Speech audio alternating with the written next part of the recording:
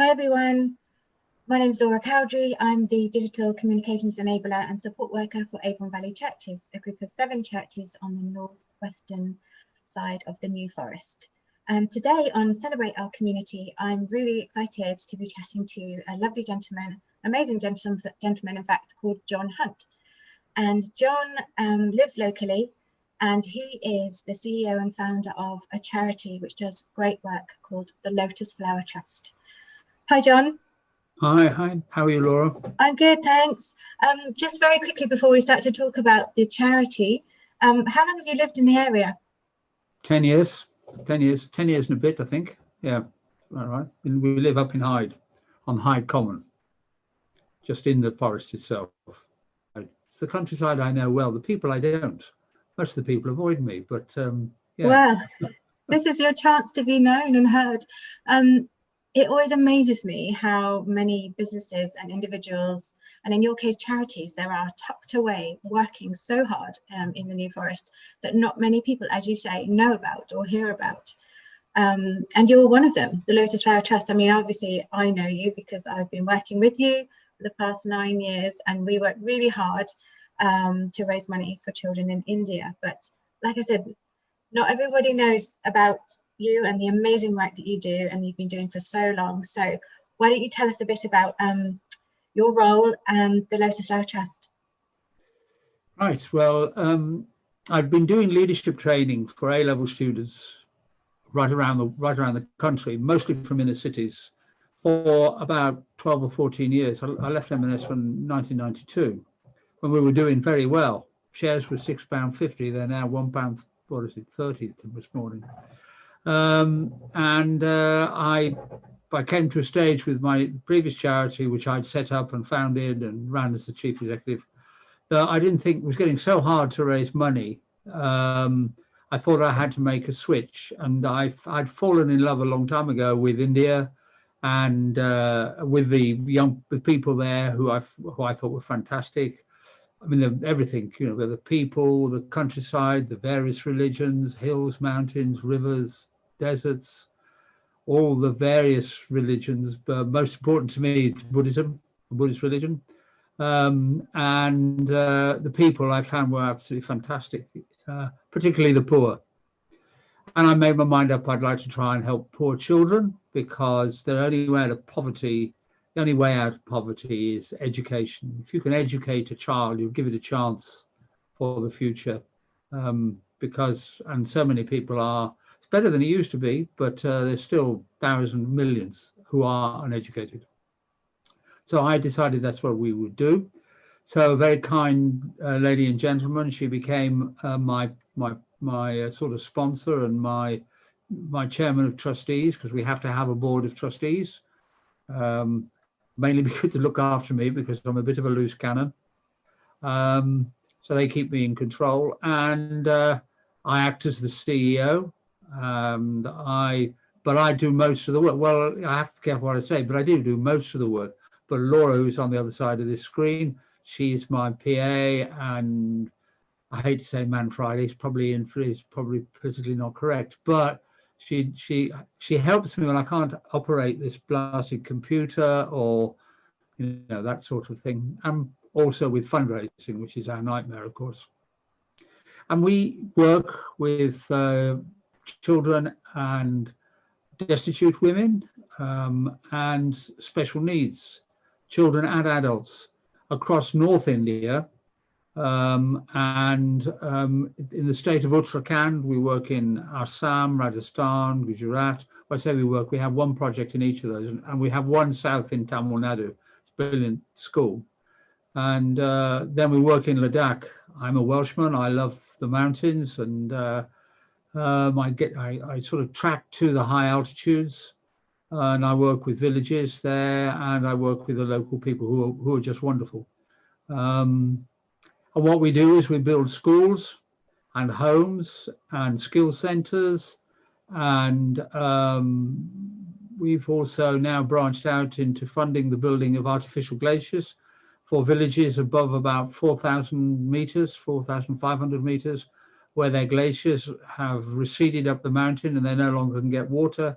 So we have a system which we can install reasonably cheaply, quite quickly. That'll give the village water for a number of years in the future, and stops them going off down into the valley and living in the overcrowded town of Ley, which is the capital. And it's brilliant. I have a wonderful time. I love my job. Everybody knows I was 80 this year, so last year actually, now in December the 20th. There's a note for your diary. Why am I still doing it? Well, thank God I'm fit and healthy. My mind is fit, which is important. I have a thing that when I left the business M&S in Belfast, which was it was the end of the Troubles, I made my decision that I was going to do something else with my life. I'd been on expedition with Blashford Snell, the explorer, and sat on a mountain with him and a couple of other guys who said that I would be ideally suited to working in these sort of conditions I work in. Well, I've been in the army, so I know all about living fairly rough. I had no idea what I was going to do. So I ended up working with 17-year-old students, and that now I do what I do now. And it's a real privilege. It's quite simple, as Laura can explain to you. It's not rocket science. We just have to raise money, and then we build schools and homes. Somebody once said to me, "You're not trying to float the ocean." I'm not trying to float the ocean. I'm just really doing something very simple that will change people's lives forever. It's amazing. I think what a lot of people don't realize is in India, there's no facilities for children with special needs in many of the states. So what Lotus Flower Trust has been doing is pioneering in many ways, isn't it? Yeah, main reason was I met a young lady called Bharti, who was 9. Bharti had no arms. They'd been blown off by dynamite. And Bharti was writing, I think it was in Sanskrit, but she was writing using a pen and her chest to write very neatly on a sheet of paper. I couldn't believe it. Her father, they talk about the caste system in India. Well, he was a very low caste grass cutter, and he was an alcoholic. But Bharti was helping him. Bharti was 9 then. He was helping him cut the grass. And we're near the jungle. It's near the jungle. And they have trouble with wild boars. And they cut wheat, straw or whatever, and they put it in piles, and the boar come along and eat it. Well, what they do is they put dynamite inside the building, not the building, the straw, and when the animal comes along, it bites into it, bites the dynamite, and it kills him. It blows his head off. What happened with Bharti was helping her father, and she was cutting with a sickle, and the sickle hit a stone, and the stone sparked, and the spark went into the wheat chaff and hit the dynamite. The dynamite exploded, and both her arms were blown off just below the elbow. Horrendous. And there was this little girl performing, and I asked the guy who was with me, a man called Sandeep Rawat. I said to him, "Well, what is it you want, Sandeep?" And he said, "Well, we want a home. We want a home and a school for these children." And the rest of it's legion, because we raised the money and we have the most wonderful special needs home for boys and girls. We've got unfortunately, they're not there at the moment, but we will have when they come back because of COVID. We'll have 100 or more. I don't think more, maybe just a bit less. About 100 boys and girls fit evenly down the middle. They have mental challenges, they have physical challenges, but their lives have been revolutionized. The life for somebody with special needs in India is just awful. I certainly wouldn't share it with you on the screen, but the lives are awful. Some of them are put on trains to nowhere, aren't they? It's just harrowing. Get up in the morning, take your special needs child onto the train, get off 2 hours down the line, walk around and get on the train and go back up home and let the child. Let's see what happens to the kid. But I was going to say that the good news for Bharti, obviously Lotus Flower Trust funded a wonderful home for them, but the good news for Bharti is that she's now studying amazingly at Art College. Well, she's done fantastic. I mean, I haven't got anything in my office here, but I'll share some photos. She has Oh dear, she's been fantastic. She's now 10 years later, 1920, and she's a tough young lady.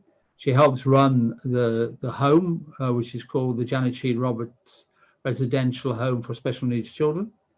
And but she has got her place in the Art College in Almora, and she does. It's funded by the government, her place, and she's doing really well.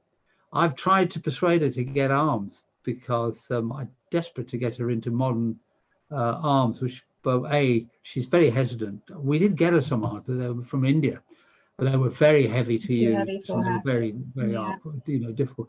And she didn't like the weight. I think that's what's put her off. But I wish she could have real arms. She's learned to use, what she's got with amazing effect. Her drawings and paintings are incredible, and sewing as well. So yeah, you've done great work to give so much hope and so much future, so many children with a future now. And the 10 years we've been going, 12 years we've been going, we've constructed or funded. We fund the construction of about just over 60 projects. We have 30, maybe 40 now in Ladakh. We built Anganwadi. Anganwadi, we do it for the ICDS, so the Indian Children's Development Society, and an Anganwadi is a kindergarten, and we build them in very remote areas of Ladakh. There in the remote areas, people haven't learned that education is so vital to their children. They see them as an extra pair of hands to work in the farm, but kids now, they don't want to work in the farms. They want to go into India and they want to get jobs in India. Well, they've got to have an education to do that. There are plenty of jobs. India is a big country. It's got a big population, but there are plenty of jobs, but they haven't got the psychology to go. So we've built these Anganwadi. We built 17. I think they asked us to build 30, so we've got 13 to go. But we've done very well with them, but they are in wild places. In normal times, you take individuals out with you, not just school, don't you? You take young people, 18-year-olds out to get a life experience, don't you? Fundraising and then working on the project. I don't know if now. I mean, I take people out with me who show an interest in what we do and want to see what we do. They have to be prepared to put up with. We don't go to the best hotels. We're not that rough, but it's challenging. We don't do shopping. Oh, we don't have time to do shopping. We're always on the move. We drive thousands, in some cases, maybe 1,000 miles over a 2-week period. And we camp but everybody has a wonderful time wherever we go. They've got to put up with me because I'm quite demanding, and obviously they have to pay back in some way. They have to be prepared to put some money up, or they have to for the charity. We don't make a profit out of people, but we ask them to put some money in, if they can, to fundraise for us into the charity. So we do take them round, let them to meet everybody. I should say that there have been thousands of young people that are now adults that are so grateful for the experiences and the opportunity and the life lessons that they learned on those trips with you. Obviously, you turned 80 recently, and there were thousands of messages flocking in for you, just with words of thanks in your mentoring and in your wisdom that you passed on to so many. So I know you probably don't want to hear that, but I'm just sharing that with everyone else. It's not something I wear on my sleeve, but I'm indebted to what they say, because I believe in you. I never knew when I was running an M&S store. I had 300 staff working for me in Belfast. We were the 8th biggest store in the business, and then we had the problems with the troubles. I never knew how brilliant young people were. 17-year-olds. Give me a bunch of 17-year-olds and I'd change their lives for them. They were, as long as they wanted to happen. And we did, so many of them. Yeah. And they've been, and since they were away with me, we put them through a management training course, really. And then we took them away and we gave them all sorts of experiences, cultural expedition, a tough expedition, and then a project to work on. And when they came back home, so many of them went into the sort of They certainly spent a lot of time abroad, all of them. They were much broader minded, and they got over the problems we have with materialism. I used to get in awful trouble. I had a phone call from my father, said one day, he said, "I'm really angry with you, John." I said, "Oh, for goodness sake, why? What have I done? Have I done something wrong?" "Oh, well, you have, yeah, because my daughter came back. We were having a new carpet relaid in the front room, and she told me to send it back to the supplier." She said, I've been with people who don't have a carpet on the floor. They live on cow dung." And so that was the thing. They were brilliant. Amazing effect that you've had on so many, and your legacy is obviously huge in India. Because you've helped tens of thousands of people, but also in the UK with all the many young people that you've mentored over the years. I was just going to ask you, you've told us a bit about the projects. Lotus Flower Trust has built about 60 projects in India and helped thousands of people, as I've just said. But reflecting on what's happening in England, in the UK at the moment, obviously things are quite bad during the lockdown. But what is it like in India during this pandemic? Well, chaotic as always. I mean, India is a strange place. It's a country of so many contrasts, and there's a saying. What is it? The sun comes up in the morning and goes down at night. The moon comes up at night and goes down in the morning. You and I are born to die, and the poor stay poor, and the poor stay poor. And they really do. And I've seen some horrendous poverty. I've seen some horrendous abuse.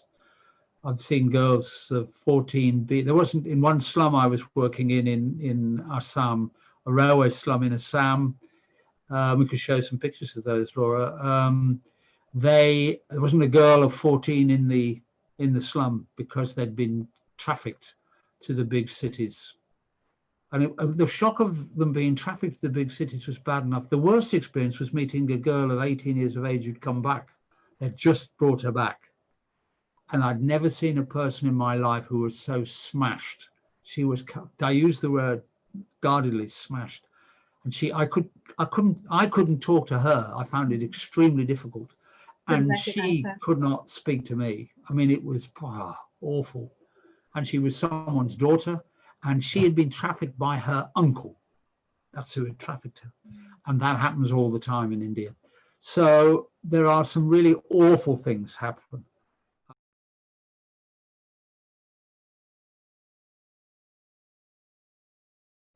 Fundraising is very difficult now at the moment. Sorry, that's what the question you asked me.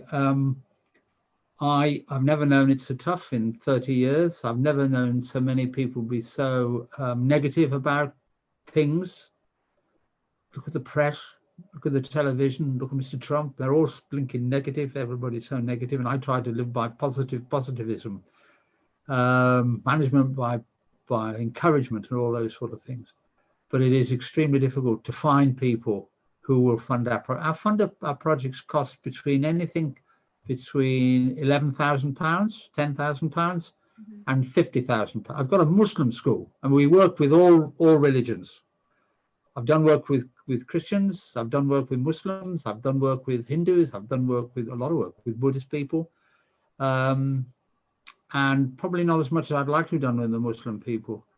But there's a village called Moradabad, north of Delhi, and they're a Muslim community. Funnily enough, on Antiques Roadshow the other day, last Sunday, there was a piece of brass, a brass shield, and I said to my wife, I said, that was made in Moradabad.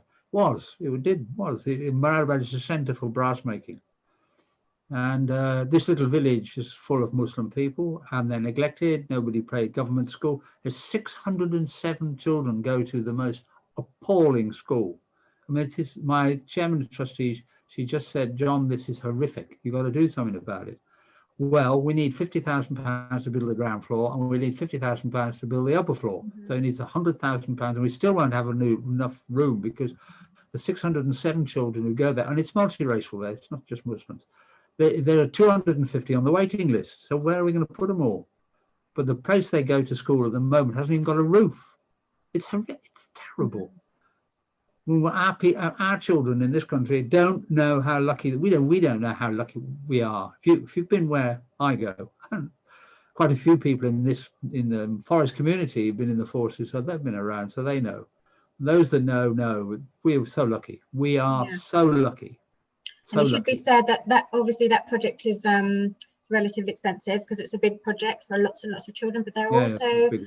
the Lotus Flower Trust has smaller projects which are much more so much less expensive. For example, the artificial glaciers just cost £4,000, and they can affect the lives of a whole village. Yeah, actually, from the altitude villages, the artificial glacier villages, I've done one for 4,000, one for 6,000. I've got one £24,000, but they're all less than £10,000, and they are really life changing. Life changing, absolutely. So, John, Absolutely. You, as probably the viewers can tell, have got so many stories to tell through your philanthropic work, through your charities that you work for over 30 years.